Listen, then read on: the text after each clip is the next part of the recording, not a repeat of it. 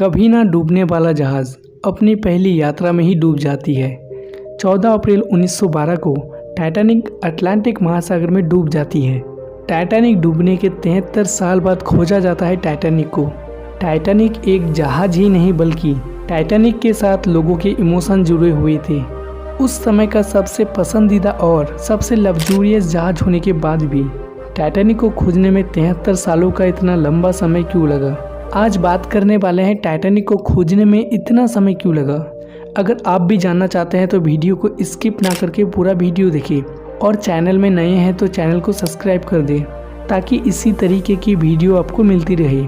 तो RK studio के video में आपका फिर से स्वागत है।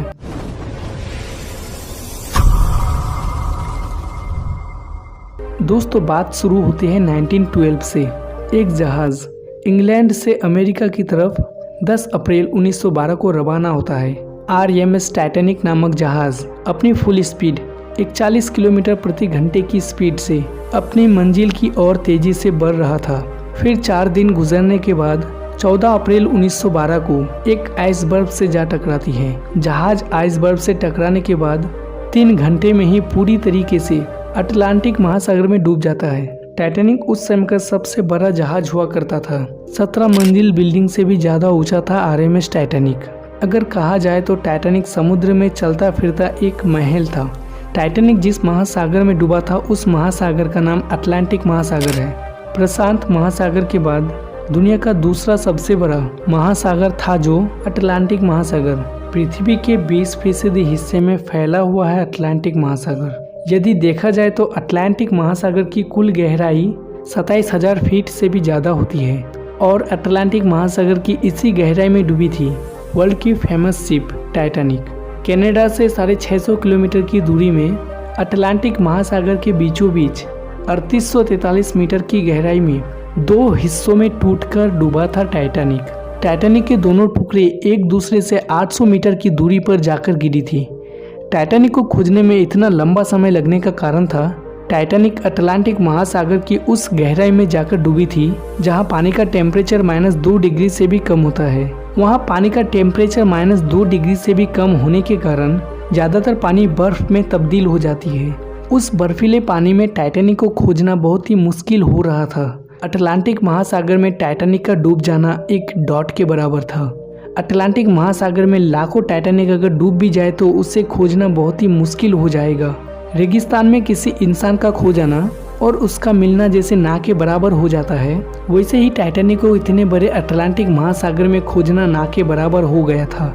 17 मंजिल बिल्डिंग से भी ज़्यादा ऊंची थी टाइटैनिक, लेकिन अटलांटिक महासागर की गहराई के सामने कुछ भी नहीं था टाइटैनिक। ऐसे तो टाइटैनिक डूबने के बाद ही कई बार टाइटैनिक को खोजने का मिशन चलाया गया, लेकिन 1912 में आज के मुकाबले इतनी एडवांस टेक्नोलॉजी नहीं होने के कारण टाइटैनिक को खोजना बहुत मुश्किल हो रहा था। टाइटैनिक को खोजने के लिए इतनी गहराई में जाना होता था जहां सिर्फ चारों तरफ अंधेरा ही अंधेरा होता था, क्योंकि जहां टाइटैनिक डूबी थी इतनी गहराई में सूरज की रोशनी आना पॉसिबल नहीं था, जिसके कारण टाइटैनिक को खोजने में और भी मुश्किल हो रहा था। उस टाइम सबमरीन आज के मुकाबले इतनी पावरफुल नहीं थी जिससे टाइटैनिक को खोजा जाए। टाइटैनिक को खोजने का मिशन चलता ही गया, लेकिन कोई भी सफलता नहीं मिली। ब्रिटेन की सरकार अगर चाहती तो टाइटैनिक को खोजने का मिशन बंद कर सकती थी, लेकिन टाइटैनिक के साथ लोगों के इमोशन जुड़े हुए रहने के कारण टाइटैनिक को खोजने का मिशन बंद नहीं कर सके। फिर जाके 73 सालों बाद संयुक्त USA फ्रांसीसी अभियान के दौरान टाइटैनिक का पता चला कि टाइटैनिक कहाँ पर है। समुद्र की गहराई में डूबा हुआ था टाइटैनिक। अटलांटिक महासागर में 12,605 फीट की गहराई में डूबी थी टाइटैनिक, जिसका पता टाइटैनिक डूबने के 73 साल बाद पता चला, यानी 1 सितंबर 1985 को खोजा गया था टाइटैनिक। टाइटैनिक को खोजने में करीब 73 सालों का लंबा समय लगा था।